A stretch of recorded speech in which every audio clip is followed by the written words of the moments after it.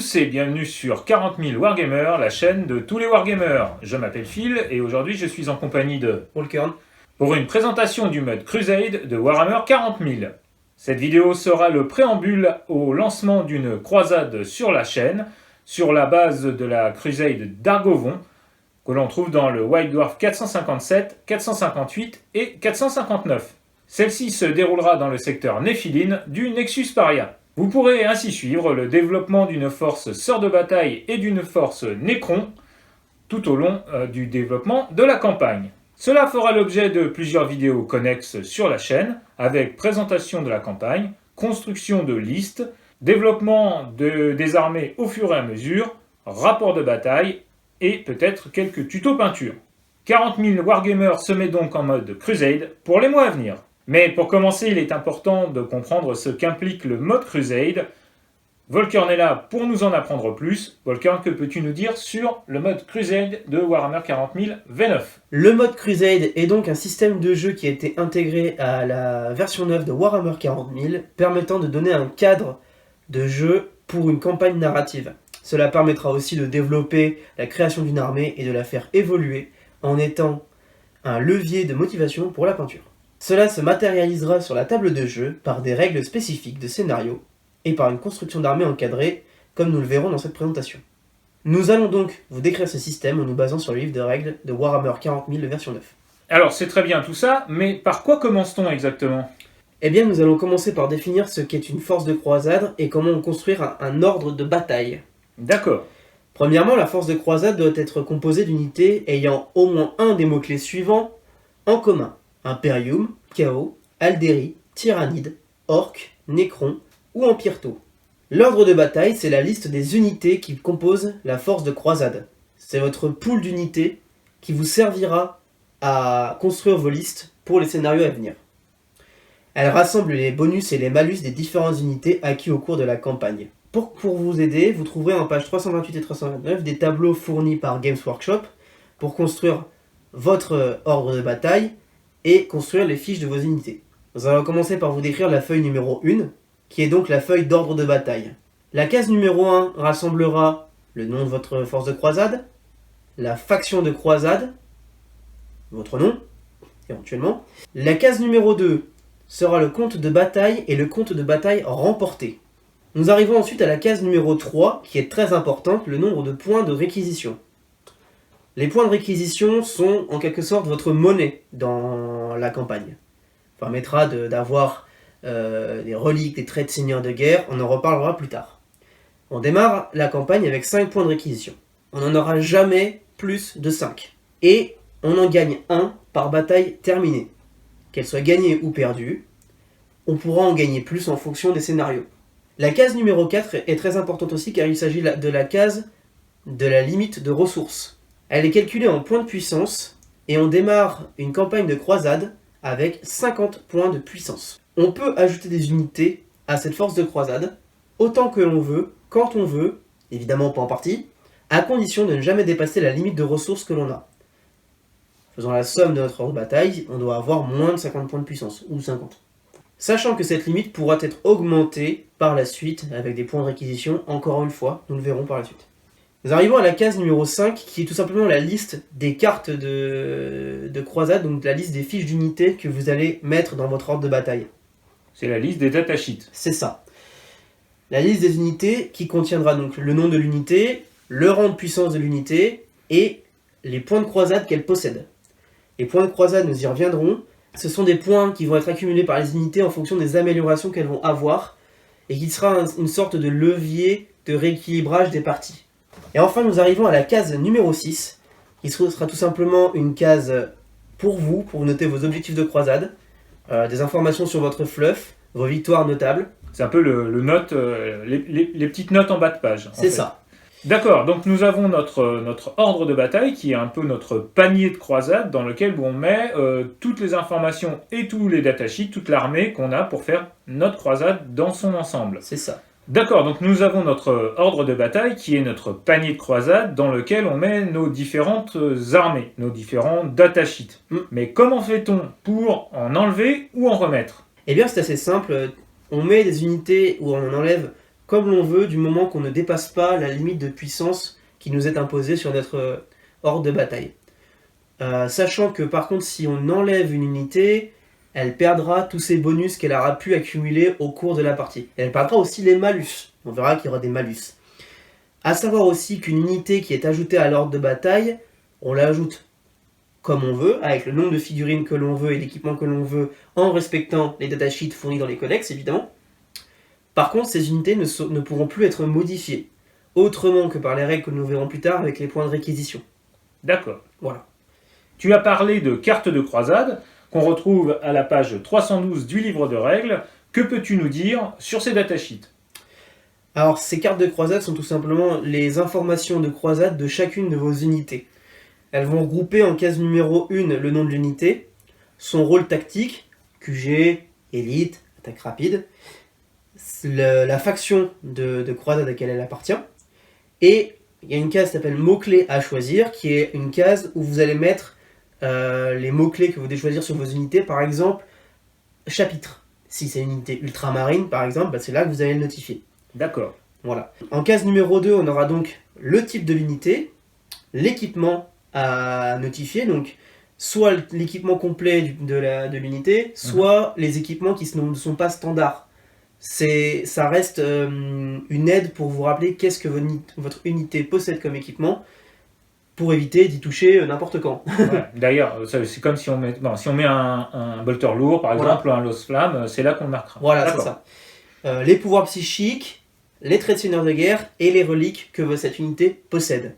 On rappelle que ça, on ne peut pas y toucher. Une fois que c'est gravé dans le marbre, il n'y a que les points de réquisition qui nous permettront de changer cet état de fait, c'est-à-dire le nombre de figurines, ou bien si c'est un personnage, par exemple ses sorts, on les choisira au départ et après si on veut les changer, ça coûte des points de réquisition. Voilà, c'est ça coûte des points de réquisition, ou alors il faut retirer l'unité et la remettre, mais encore une fois on perd toutes les améliorations. Et l'XP. Donc ce sera souvent avec des points de réquisition qu'on va aller modifier les pouvoirs psy, la relique de notre personnage. Ça veut dire aussi que dans notre pôle de 50 points, dans notre panier de 50 points d'ordre de croisade, on peut très bien mettre 2 librarians, mais avec des sorts différents, comme ça on en choisit un ou l'autre suivant la bataille. Tout à fait. Ok. Pour ce qui est de la case 3, nous allons retrouver donc le rang de puissance de l'unité, ses points d'expérience acquis au cours de la campagne, qui commenceront bien sûr à 0, et les points de croisade qui commenceront aussi bien sûr à 0. Et juste en dessous, on a une autre case qui s'appelle Autres améliorations et aptitudes. Ça concernera les améliorations d'unités comme les maîtres de chapitre par exemple, les Faeron, et tout ce qui n'est pas standard par rapport aux reliques et aux traits de seigneur de guerre. D'accord. Voilà. On va passer à la suite de la fiche avec les comptes de combat. On voit ici le nombre de batailles disputées et le nombre de batailles auxquelles l'unité a survécu. On voit aussi un décompte des unités que l'unité a détruites. D'accord. Durant cette bataille, durant la bataille à laquelle elle participe actuellement, et au total. Au total. Voilà. C'est les kill points, quoi. Voilà, c'est les kill points qui est là, sachant que ça servira pour les points d'expérience. D'accord. Et on voit aussi un compte de comment elles ont été détruites, ces unités. Au psy, au corps à corps ou au tir. D'accord, ça a aussi une influence sur les points d'expérience. Voilà, exactement. Ou sur les intentions. On y reviendra après. C'est ça. Et enfin, on a le compte de l'intention 1, 2, 3. Donc ça, c'est tout simplement les objectifs secondaires du mode croisade. Ouais. Qui seront très importants, on l'expliquera par la suite. Mais chaque unité, si elle va accomplir une intention, donc un des objectifs secondaires, va avoir des comptes à tenir en fonction des intentions. D'accord. Ça, c'est expliqué à chaque fois dans l'intention qui le décrit comment ça fonctionne. Bon, ça a l'air assez complexe, dit comme ça sur le papier, ça fait beaucoup d'informations, mais en définitive, une fois que vous aurez toutes les informations et qu'on vous fera un exemple, vous verrez, c'est pas si compliqué que ça. C'est ça. En gros, ce qu'il faut retenir, c'est que les intentions remplacent les objectifs secondaires et que les unités qui font des intentions ne permettent pas de gagner des points dans la bataille pour gagner la bataille. En revanche, ça leur permet de gagner des points d'expérience. Mais on y reviendra un petit peu plus tard. Pour finir sur cette fiche, nous avons la case numéro 6 qui est le rang de l'unité, qu'elle va gagner au fur et à mesure qu'elle va avoir des points d'expérience. Donc au début, elle est parée au combat. Ensuite, elle sera éprouvée, aguerrie, héroïque et légendaire. Ça va avoir une influence sur les points de réquisition. Ça va avoir aussi une influence plus tard sur les bonus qu'elle pourra avoir. D'accord. Et enfin, nous avons les honneurs de bataille et les séquelles de combat. Les honneurs de bataille sont justement des bonus qu'on va pouvoir acquérir en fonction des points d'expérience ou éventuellement de certains scénarios qui pourront peut-être nous en donner. Et les séquelles de combat sont les malus que va avoir une unité si elle rate un test de mise hors de combat quand l'unité a été détruite à la fin d'une partie. On y reviendra. Ouais, en gros, c'est unijambiste, n'a qu'un bras, n'a qu'un œil, enfin bref. T'es tellement proche de la vérité en plus. Alors, qu'est-ce que tu peux nous dire maintenant sur les points d'expérience exactement? Alors, l'expérience est décrite comme suit.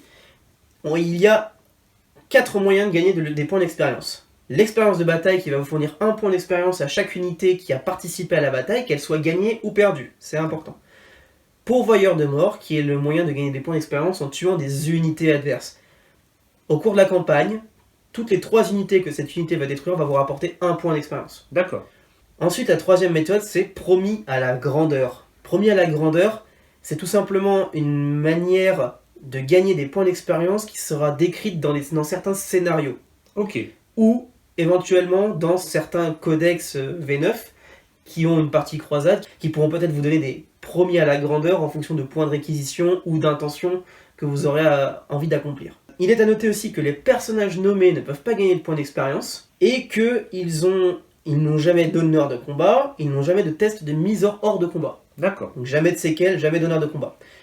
Les nuées et les drones non plus, n'ont jamais de points d'expérience. Les rôles tactiques fortification non plus, et les unités invoquées également. D'accord, ça paraît logique. Voilà. Alors, Vodkern, tu as parlé des points de réquisition. Qu'est-ce que tu peux nous dire exactement sur ce mot barbare? Alors, les points de réquisition, on en a parlé tout à l'heure brièvement, c'est votre monnaie durant la campagne. Un peu comme les points de commandement pendant une partie, sauf que là, c'est vraiment globalement sur la campagne, avant les parties et après les parties. Donc, les points de réquisition vous permettent pas mal de choses, que ce soit de soigner une unité, de lui donner une relique, un trait de seigneur de guerre. Les points de réquisition vous permettent d'acheter des réquisitions, logique. Vous ne pourrez jamais posséder plus de 5 points de réquisition. Si jamais vous gagnez des points de réquisition et que vous en avez déjà 5, ils seront perdus. Donc attention à bien les dépenser de façon cohérente par rapport à ce que vous pouvez gagner comme point de réquisition par la suite. En gros, au départ, on en a 5. On a 50 points de puissance, on a une armée de 50 points de puissance qui ne nous coûte aucun point de réquisition, puisque ces unités-là peuvent être rentrées et sorties comme on veut. En revanche, il est intéressant, et on le verra par la suite, de construire son armée dès le départ en dépensant au moins 2 ou 3 points de réquisition pour donner trait de seigneur de guerre, relique ou autre. Parce que dès l'instant où on va jouer une bataille, on va récupérer au moins 1 point de réquisition, voire 2, suivant ce qu'on a réussi à faire.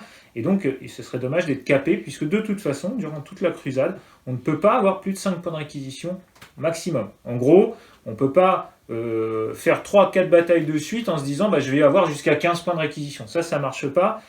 C'est vraiment au cours de l'eau. En gros, c'est un peu comme à l'armée. Quand il reste des balles, il faut tirer dans l'eau pour en avoir pour l'année prochaine. C'est ça. L'autre aspect des points de réquisition, c'est qu'ils vont vous permettre de récupérer des traits de seigneur de guerre et des reliques. Tout simplement parce qu'en fait, dans votre ordre de bataille, les personnages que vous incluez dans votre ordre de bataille n'ont pas automatiquement de traits de seigneur de guerre ou de reliques. Yes. C'est-à-dire que vous pouvez très bien jouer une partie avec un personnage qui n'aura aucun trait de seigneur de guerre ou de relique. Les stratagèmes vous permettant de mettre des traits de seigneur de guerre ne sont pas utilisables. Et les stratagèmes pour les reliques aussi. À la place, vous prendrez tout simplement, consommerez 1 point de réquisition, par exemple, pour donner un trait de seigneur de guerre à votre personnage au moment où vous l'incluez dans votre ordre de bataille, ou alors quand il va gagner un rang. C'est décrit plus tard dans les réquisitions que nous allons vous décrire juste après. Sachant qu'un personnage nommé, lui, par contre, aura toujours son trait de seigneur de guerre. Toujours. Oui, mais il ne pourra pas de toute façon évoluer. Voilà. Si on intègre, je vais dire une bêtise, mais si on intègre Gulliman, de toute façon, il restera Gulliman. Voilà, on ne peut pas intégrer quoi que ce soit et il ne gagnera pas de points d'expérience. Il est déjà niveau 80, il est niveau max. Il n'y a pas de souci. A noter que si un personnage nommé a un trait de seigneur de guerre, vous pourrez quand même donner le même trait de seigneur de guerre à un personnage non nommé et avoir les deux sur la table de jeu. Oui, c'est un cas assez rare. C'est un cas assez rare, mais ça existe. C'est possible. Voilà. Est-ce que tu peux nous énumérer les points de réquisition ? Il y a dans le livre de base 8 réquisitions possibles pour la croisade, sachant qu'il y en a d'autres dans les codex version 9 et dans les packs de mission. Voilà. Donc les réquisitions du livre de base, on commence avec accroître la limite de ressources qui coûtera 1 point de réquisition, qui vous permettra d'augmenter de 5 points de puissance votre limite de ressources pour construire votre ordre de bataille. En gros, au départ, vous passerez de 50 à 55. C'est ça. C'est important à suivre. Pourquoi? Parce qu'au fur et à mesure de la Crusade, vous allez peut-être être obligé de jouer. Au départ, vous allez sans doute jouer avec 25 points de puissance, puis 50, mais aussi vous pouvez passer à 75, voire à 100. Donc, si vous n'avez pas pourvu votre armée en points de réquisition suffisamment, eh bien, vous allez vous retrouver bloqué et il est possible de jouer une partie complètement déséquilibrée où vous pourriez avoir 75 points de puissance, et votre adversaire 100. La deuxième réquisition possible, c'est recrue. Cette réquisition va vous permettre en fait d'augmenter le nombre de figurines dans une unité, sachant que ce ne sera pas possible si l'unité a déjà atteint le rang aguerri. Sachant qu'en plus, si vous utilisez cette réquisition, si l'unité a déjà atteint le rang éprouvé, donc le rang qui est juste en dessous de celui aguerri, et que son rang de puissance est passé de 10 ou moins à 11 ou plus grâce à votre réquisition, vous augmenterez ses points de croisade de 1. Voilà, alors les points de croisade, ce sont les points d'équilibrage entre les différentes factions qui s'affrontent sur le champ de bataille. En gros, c'est un petit peu comme dans les courses de chevaux, ça s'appelle un handicap, et donc les armées qui ont des gros handicaps vont donner des points de commandement supplémentaires pour la partie à ceux qui seront en face. C'est ça. Le troisième réquisition, c'est recharger et ravitailler, qui va vous permettre tout simplement de modifier l'équipement d'une unité. D'accord. Voilà. Du coup, je vire mon lance-flamme et je mets un multifuseur. Par exemple. Ça me coûte 1 point de réquisition. C'est ça. La quatrième, ce sera réparer et récupérer, qui vous permettra en quelque sorte de soigner une unité qui aurait récupéré une séquelle de combat, dont on parlera après. Ce sont les malus à accorder à une unité, imposés à une unité si elle a été détruite et qu'elle rate son test de mise hors de combat à la fin de la partie. Du coup, ça permet de soigner mon unijambiste. C'est ça, on leur colle une deuxième jambe. La cinquième, ce sera la méditation psychique, tout simplement pour changer les pouvoirs psychiques d'un psycheur. Ouais. On peut les changer tous d'un coup, c'est un par un. Non, c'est tous d'un coup. Tous d'un coup. Tu dis, ce psycheur, je lui change et tu fais ce que tu veux. Ok. Donc là, il réapprend des sorts et tout. C'est ça. La suivante, ce sera renfort spécialisé. Ça va vous permettre d'utiliser un stratagème qui figure dans votre codex qui vous permettrait d'améliorer une unité autre que trait de seigneur de guerre et relique. D'accord. Par exemple, on a l'attribution d'un mot-clé Phaeron à un tétrarque, par exemple. Ça coûte 2 points de commandement, et bien à la place que ça vous coûte 2 points de commandement, ça vous coûtera 1 point de réquisition. Cependant, il gagnera autant de points de croisade que le nombre de points de commandement que cela vous coûte. C'est-à-dire qu'un Phaeron coûte 2 points de commandement, donc ça vous rajoutera 2 points de croisade. Voilà, ça vous fera un malus de 2 points. Alors, à noter que ces points de croisade ne sont calculés, on le verra, que sur la force expéditionnaire qui est mise en place pour le scénario. C'est ça. Pas pour la croisade en entier. Alors les réquisitions des traits de seigneur de guerre, comme son nom l'indique, c'est pour les traits de seigneur de guerre, pour récupérer un trait de seigneur de guerre. Pas grand chose d'autre à dire qui n'a déjà été dit. Les seules choses que j'ajouterais, c'est que ça ne se fait pas n'importe quand, c'est à l'ajout de votre personnage ou quand il passe un rang. Ouais. Et la deuxième chose que j'ajouterais aussi, c'est que si vous mettez un trait de seigneur de guerre ou une relique à un personnage, ça lui donnera un point de croisade supplémentaire. D'accord, encore un petit handicap à ce moment-là. Alors passons maintenant au rang et honneur de bataille. Le tableau va s'afficher sur votre écran. Nous avons 5 rangs qui vont de 0 à 51 et plus, qui sont parés au combat, éprouvés, aguerris et héroïques. Quand l'unité accumule assez de points d'expérience, elle passe au rang supérieur, vous ne pouvez pas choisir, elle passe automatiquement au rang supérieur, et gagnera un honneur de bataille.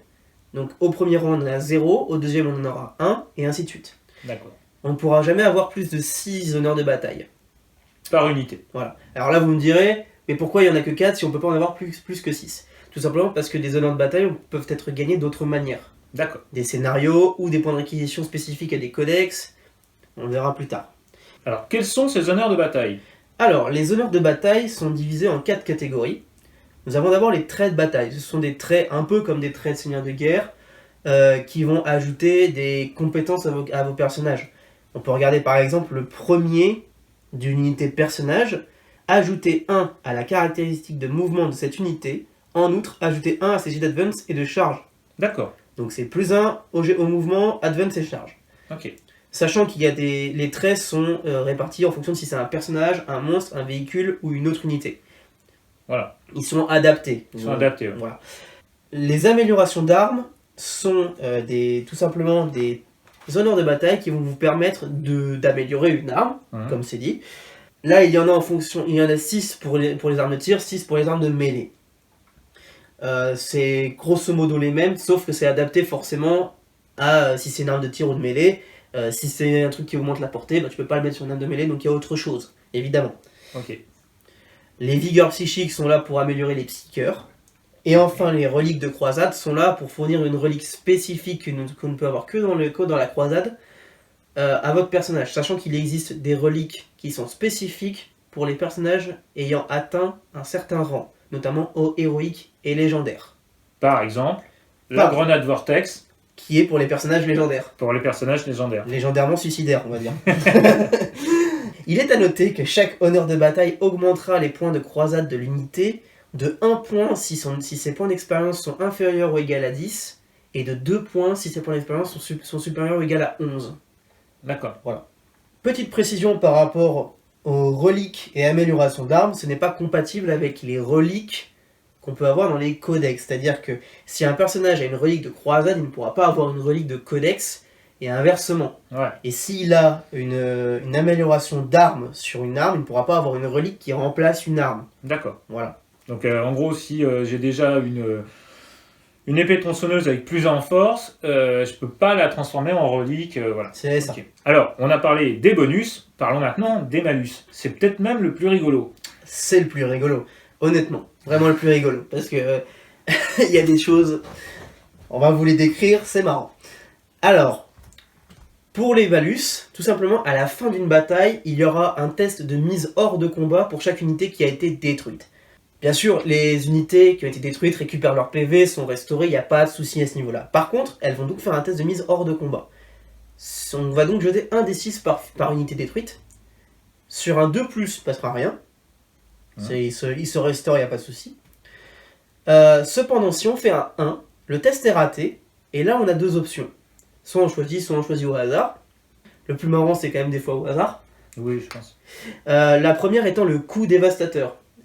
Votre unité va perdre instantanément des 6 points d'expérience, jusqu'à un minimum de 0 évidemment, et elle ne pourra pas gagner d'expérience par rapport aux règles d'intention, de fin de bataille et de premier à la grandeur. Elle pourra toujours gagner des points d'expérience par rapport au nombre d'unités qu'elle a tuées durant la bataille. Voilà, la règle pourvoyeur de mort, ça elle pourra, car c'est une règle qui s'étend sur toute la durée de la campagne. Et si on choisit l'autre, donc la séquelle de combat, il se passe quoi? Là, c'est le plus drôle. C'est unijambiste et coup de pied au cul. C'est ça. Si on choisit les séquelles de combat, l'unité va donc gagner une séquelle de combat parmi les tableaux que vous voyez à l'écran. Et donc, elle ne pourra jamais avoir plus de 6 séquelles de combat. Si on dépasse, à la place, on aura automatiquement un coup dévastateur. Prenons l'exemple d'une unité d'intercesseur. Imaginons qu'elle récupère une séquelle de combat. Alors, pour que ce soit plus drôle, c'est marrant, on fait un des 6. Ouais. Et là, on regarde le tableau qu'il y a dedans. Donc on a marche boiteuse, épuisée, usée par la guerre, syndrome post-traumatique, disgrâce et oni. Alors, syndrome post-traumatique, ça fait quoi? Soustrayez 1 à la caractéristique de commandement de cette unité. En outre, soustrayez 1 au test d'attrition pour cette unité. Je pense que c'est le meilleur pour les Space Marines, puisqu'ils ignorent les modificateurs de test d'attrition. Ah ouais. Voilà. Donc, en fait, ils sont rarement... ils ont rarement de syndrome post-traumatique. C'est ça. Voilà. Ah, ils sont faits pour ça en même temps. Voilà. Par contre, celui que je trouve le plus drôle, c'est disgrâce. Tout simplement parce que vous ne pouvez plus utiliser aucun stratagème pour affecter cette unité, ni aucun stratagème de relance de commandement pour affecter un jet de dés effectué pour cette unité. Ok, ouais. Il est rigolo ça. Voilà. Il y a plein de choses comme ça, c'est très très drôle, et le mieux c'est quand même de tirer au dé. Ouais, je pense. Comme les honneurs de bataille nous rapportent des points de croisade sur une unité qui en gagne, les séquelles de combat nous en enlèvent. Pour justement, encore une fois, dans un souci d'équilibrage, une unité qui a une séquelle de combat a un point de croisade en moins. Okay. Qu'elle regagnera si on enlève la séquelle de combat. avec le point de réquisition. C'est ça. Alors, on arrive maintenant au choix de son armée. Merci pour cette présentation. C'est quand même assez complexe. Concrètement, on arrive à la création d'une liste d'armées pour un scénario spécifique. On est prêt à se lancer. Comment ça se passe? Alors une fois que nous avons déterminé le scénario, on va venir tout simplement piocher dans notre ordre de bataille les unités qui vont venir former notre liste d'armées en respectant les détachements qui sont fournis dans le livre de règles. Donc, patrouille, un bataillon, une brigade, une avant-garde. Peut-être que des fois il y a certains scénarios qui nous obligeront à prendre certains détachements. D'accord. Donc Voilà. on est sur notre barge de bataille, on a notre panier avec tous nos gars bien rangés dans leur casse-batte. Et on choisit, tiens, je vais prendre ça, je vais prendre ça, je vais prendre ça. J'ai mes 50 points de puissance. J'ai besoin de 25, je vais prendre telle unité, telle unité, telle unité. C'est ça. Ok. À noter que donc, comme tu l'as dit, ce sera en points de puissance. Voilà. Toute la croisade est basée sur les points de puissance de toute façon. Ouais. Et une autre chose très importante par rapport au jeu égal, le seigneur de guerre que vous allez choisir sera automatiquement la figurine avec le plus de commandement. Ouais. Voilà. Ça, c'est le gros point de différence pour la construction d'une liste par rapport au jeu égal. D'accord. C'est celui qui a le meilleur commandant, quel chef. Point barre. Voilà. C'est celui qui a la plus grosse. C'est ça. Une fois qu'on a créé sa liste, Ouais. les deux joueurs comparent le nombre de points de croisade de chaque liste, la somme des points de croisade de chaque liste, et pas des ordres de bataille, de la liste du scénario. Ouais. Et un bonus va être attribué à celui qui en a le moins. Voilà. Le joueur qui a le moins de points de croisade va obtenir la moitié de la différence des points de croisade arrondi à l'entier supérieur en points de commandement pour la partie. Voilà. L'exemple qui nous est donné par Games Workshop, une armée qui a 7 points de croisade contre une armée qui en a 4. La différence est de 3, divisé par 2, on arrive à 1,5. Arrondi à l'entier supérieur, on arrive à 2. L'armée qui n'a que 4 points de croisade commencera avec 2 points de commandement supplémentaires. Sur un scénario patrouille, il y a 3 points de commandement, passer à 5, c'est bien. Ouais, non, c'est clair. C'est clair. Non, plus les formats sont petits, plus c'est intéressant, plus ça équilibre. Ouais, et puis, évidemment. Et puis en plus, il faut voir aussi qu'on en a parlé tout à l'heure des points de réquisition pour les traits de seigneur de guerre, tout ça. Les armées notamment qui ont besoin de beaucoup de points de commandement en pré-game pour avoir des traits de seigneur de guerre ou des reliques en plus, tout ça, c'est des points de commandement que vous n'aurez pas à payer pendant la partie, vous les aurez déjà achetés. Les 2 points du Feyron, typiquement. Voilà, par exemple. Alors, maintenant, on est presque prêt. Comment se déroule une partie en croisade? Globalement, ça va être pour le début et pour la partie en elle-même, ça va être pareil qu'une partie en jeu égal, excepté évidemment le format qui est en point de puissance au lieu de points d'armée. Tout se passe pareil jusqu'au moment où on va choisir les intentions. Donc ça remplace les objectifs secondaires, on en a parlé brièvement tout à l'heure. Les intentions ne vont pas permettre de gagner une partie. En revanche, ils vont vous permettre d'accumuler des points d'expérience supplémentaires pour les unités qui accomplissent ces actions ou qui sont décrites dans les intentions. Sachant aussi que les intentions, on n'en choisit pas 3 pour toutes les parties, on en choisit en fonction du format.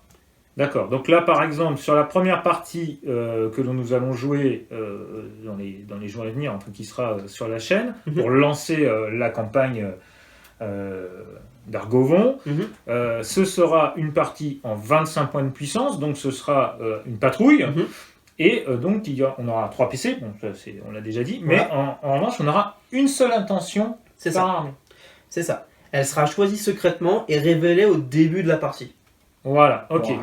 Et donc, par exemple, est-ce que tu pourrais nous donner l'exemple d'assassinat, par exemple? Parce que l'assassinat, on sait tous ce que c'est en objectif secondaire, mais là, en intention, ça donne quoi? Alors, en intention, assassinat, ça donnera garder un compte d'assassinat pour chaque unité de votre armée. On parlait des comptes de combat sur les fiches d'unité, c'est à ça que ça sert. Ajouter 1 au compte d'assassinat d'une unité chaque fois qu'elle détruit une unité personnage ennemi. Chaque unité gagne 2 points d'expérience pour chaque point de son compte d'assassinat. Donc, chaque fois qu'une unité va tuer un personnage ennemi, vous mettez un petit 1 dans son compte d'intention sur votre fiche d'unité, et à la fin de la partie, vous comptez le nombre de fois où ça elle lui a tué rapportera 2. Voilà, ça lui rapportera 2 points d'expérience. Sachant que quand on a tué 3 unités ennemies, on gagne 1 point d'expérience. C'est ça. D'accord. Donc si tu tues 2 personnages, tu gagnes 4 points d'expérience. En fait, tu prends n'importe unité, on va dire une unité d'intercesseur, elle bute un chaplain adverse. Ouais. elle a un compte d'assassin. Ouais. Et imaginons, coup de chat, elle bute l'apothicaire. D'accord. 2 comptes d'assassin. Elle gagne 4 points Elle d'expérience. gagne 4 points d'expérience. Ouais, j'ai compris. Il est à noter encore une fois que des intentions spécifiques à chaque armée existent dans les codex V9. Oui, oui. Voilà. C'est ce qu'on verra d'ailleurs dans les parties que nous jouerons pour la campagne. Voilà. Il en existe aussi dans les packs de mission et dans certains scénarios de mission. Ouais. Une fois qu'on a choisi les intentions, on continue le déroulé d'une partie normale, Ouais. on joue la partie, et à la fin de la bataille, on va arriver à la mise à jour des cartes de croisade. Premièrement, faire les tests de mise hors de combat pour toutes les unités qui ont été détruites au cours de la partie. Ah, c'est là que ça nous brûle les doigts, c'est C'est quand ça. on lance un petit 6 pour chaque unité qu'on a perdue. C'est ça. Et là, on va déterminer donc quelles unités vont prendre des coups dévastateurs, des séquelles de combat, etc. A noter que ce n'est pas relançable avec une relance de commandement. Ah bah non, t'as pas de point de commandement vu que c'est hors partie. Je sais pas du tout s'il existe des points de réquisition pour ça. Non, je crois pas. Là. Ensuite, une fois qu'on a fait ça, on va mettre à jour les points d'expérience. On a noté justement que certaines unités pouvaient, avec leur coup dévastateur, ne pas gagner de points d'expérience. C'est pour ça qu'on le fait avant. Donc, la mise à jour des points d'expérience se fait comme suit. On a l'expérience de bataille qui donne un point pour juste une bataille terminée. Même si on était détruit, qu'on a réussi notre test hors de combat, on va gagner un point. Premier à la grandeur, ça va être distribué en fonction des scénarios ou de vos intentions, de vos éventuels points de réquisition, etc. Chaque premier à la grandeur vaudra 3 points d'expérience. Pourvoyeur de mort, on en a parlé, c'est Les kill points. voilà, les kill points, 3 unités détruites au cours de la campagne égale 1 point d'XP. Ouais. Et enfin, les intentions accomplies, on en a parlé juste avant avec Assassin. La troisième partie de la mise à jour des cartes de croisade, déterminer les honneurs de bataille. Toutes les unités qui ont passé un rang gagnent un honneur de bataille. D'accord. Alors, toutes celles qui sont montées au cran de vétérans supérieurs, il faut faire les comptes. Et enfin, mettre à jour les comptes de combat, donc le nombre de batailles disputées, le nombre de batailles survécues, et faire les totaux et mettre à jour sa fiche de croisade pour la prochaine bataille. Et aussi, à la fin d'une bataille, on gagne un point de réquisition, qu'on ait gagné ou qu'on ait perdu. Jusqu'à un maximum de 5. Voilà. On est d'accord. A noter que dans certains scénarios, par exemple, le fait de remporter une bataille nous donnera plus de points de réquisition. Ok. Voilà. Donc là, on est prêt, on va pouvoir se lancer. En conclusion, d'abord, merci Volkern parce que ça a été un sacré boulot de se replonger dans les règles quand on a l'habitude de jouer en jeu égal, ainsi de suite. C'est presque un nouveau départ. On va essayer sur la chaîne de vous proposer de suivre cette campagne Crusade. Vous savez maintenant tout ce qu'il faut savoir pour vous lancer dans une campagne vous-même. Nous vous proposons de suivre la Crusade d'Argovon qui était sortie dans les White Dwarf 457, 458 et 456, il me semble. 459. Et 459, pardon. On se retrouve très bientôt pour la présentation de la campagne, avec une partie fluff, et aussi, on va vous expliquer comment on a fait des listes, parce que comme ça, vraiment, step by step, pour le plus simple possible. On vous a même concocté un petit système sous Excel pour que ça se calcule automatiquement. Voilà, donc on vous mettra en lien un petit fichier Excel qui reprend les feuilles de Games Workshop, qui seront beaucoup plus pratiques. En tout cas, nous, On les trouve plus pratiques. on trouvera ça plus pratique pour faire évoluer au fur et à mesure nos forces de croisade. Parce que on aura à payer des points de réquisition, à donner des honneurs de bataille, ça va changer tout le temps, ce sera plus pratique qu'en papier. Qu'est-ce qu'on est sympa. Oh là là, on est sympa. Alors, si cette vidéo vous a plu, n'oubliez pas de mettre un petit pouce en l'air, de vous abonner à la chaîne bien sûr et de la partager autour de vous, c'est important. Si vous voulez soutenir 40 000 Wargamer TV, eh bien, vous pouvez aller sur son Tipeee, c'est le meilleur moyen de le faire. Le lien est dans la description. En attendant, nous vous souhaitons un bon hobby et même en mode Crusade, n'oubliez pas, sans maîtrise. La chagate n'est rien.